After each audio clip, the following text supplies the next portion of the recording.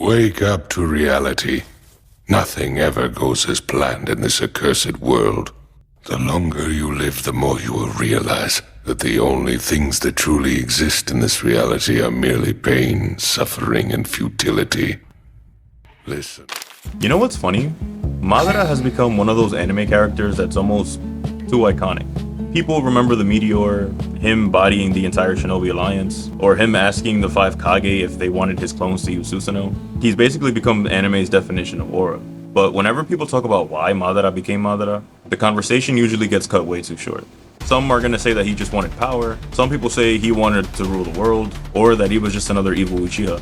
But honestly, I don't think that's the story that Naruto was trying to tell. Power was never Madara's destination. It was just a tool that he kept reaching for after losing faith that people could ever change. You see, Madara was born into a world where war wasn't just some rare tragedy. War was childhood. Imagine growing up where making friends with another kid could literally get you killed because your clans happened to hate each other. Before Madara ever became a legend, he was just a little boy burying brothers.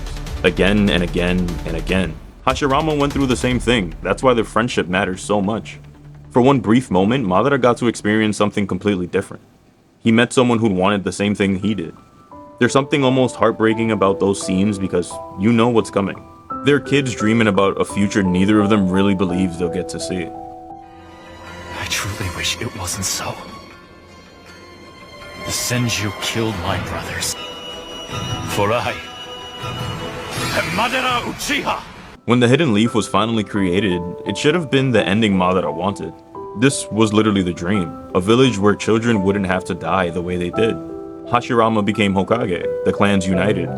Everything they'd talk about finally happened. So why wasn't Madara happy? Because peace on paper isn't always peace in people's hearts. Even after the village formed, the distrust never really disappeared. Especially towards the Uchiha. Madara could feel it. Whether every fear he had was justified is honestly up for debate, but from his perspective, nothing had actually changed. The battlefield disappeared, but the suspicion didn't. It was clear to all that the Uchiha clan was in an unfavorable position.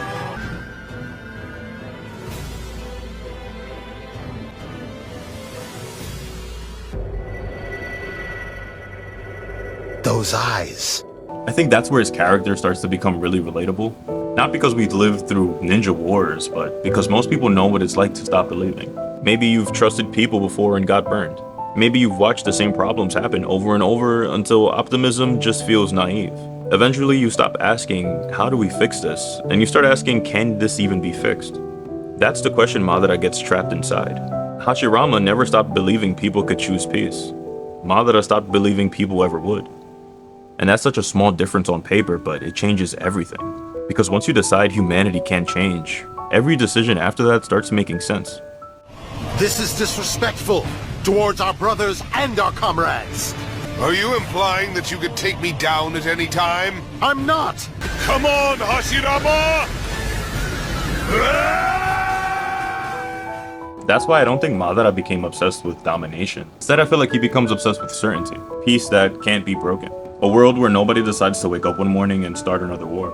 Because every time humans are given freedom, someone eventually chooses violence. That's the pattern Madara spent his entire life watching.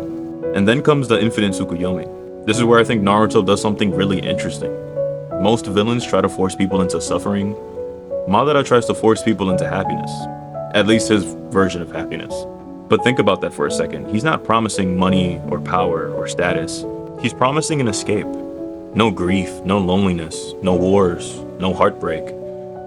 Everyone gets to live inside the dream they always wanted.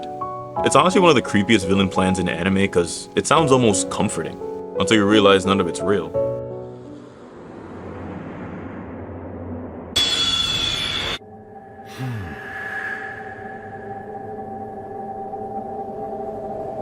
Wait, those eyes. So, Madara's launched his jutsu. Madara basically looks at reality and says, you know what? Reality's the problem.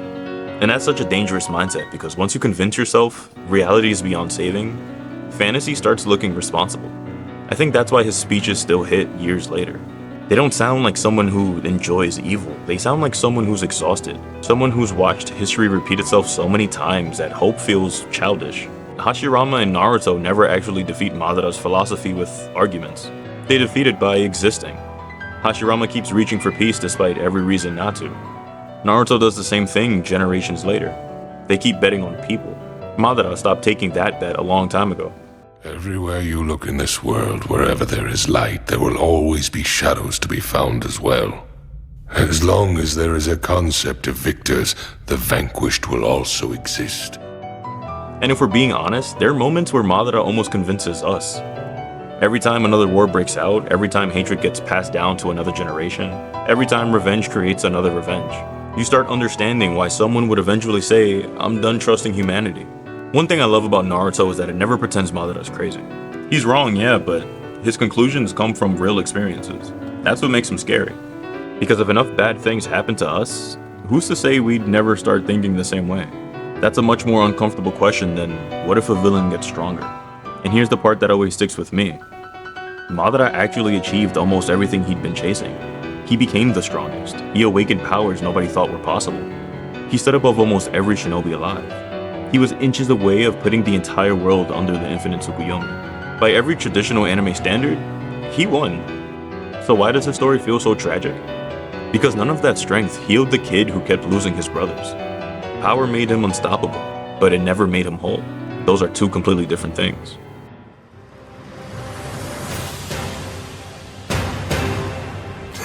Now become one! That's why I don't think Madara's story is really about ambition. It's about what happens when disappointment hardens into certainty. When every painful experience gets stacked together until hope feels like something only fools believe in. At that point, you don't just lose faith in people, you lose faith in reality itself. And maybe that's why Naruto had to beat someone like Madara before it could truly end. Not because Madara was the strongest enemy, but because he represented the easiest answer. If people always hurt each other, take away their choices. Naruto chooses the harder answer.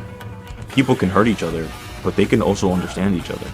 One path guarantees peace by removing freedom, the other risks pain because freedom is worth protecting. I think that's why people are still talking about Madara all these years later. Sure, the fights are legendary, the one-liners are cold, and the aura is unmatched. But underneath all of that, he's a man who looked at a broken world and genuinely believed the only way to save it was to stop people from living in it altogether. And that's what makes Madara Uchiha so fascinating. Not because he wanted to conquer reality, but somewhere along the way, he stopped believing reality was worth saving.